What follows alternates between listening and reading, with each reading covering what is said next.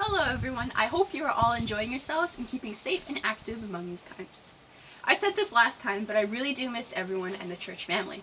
I miss gathering together on Sundays, enjoying fellowship with one another, and spending time in the Word. I hope that as you listen to this, you will be encouraged and reminded of the fact that Jesus is King and He has all authority over heaven and earth. Today, I want to look at a passage found in Matthew 28, verses 16 to 20, the Great Commission.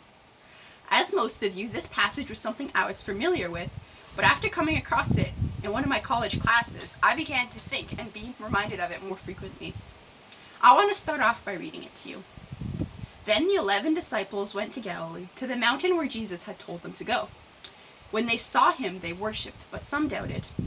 Then Jesus came and said to them, "All authority on heaven and earth has been given to me. Therefore, go and make disciples of all nations, baptizing them in the name of the Father, the Son, and the Holy Spirit, teaching them everything I have commanded you. And surely I am with you always till the very end of the age."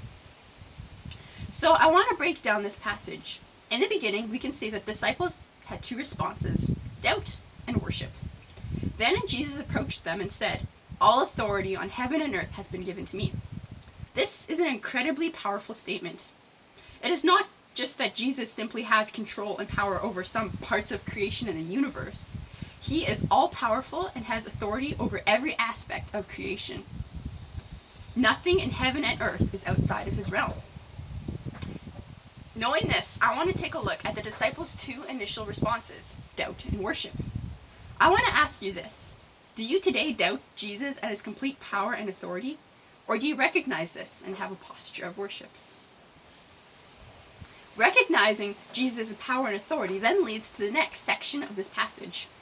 Because of the statement of who he was, he then told his disciples to make disciples of all nations, baptizing them in the name of the Father, the Son, and the Holy Spirit.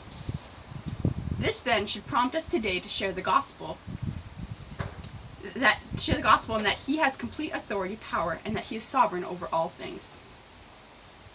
The end of this passage ends with a beautiful promise. It says, "And surely I am with you always till the very end of the age."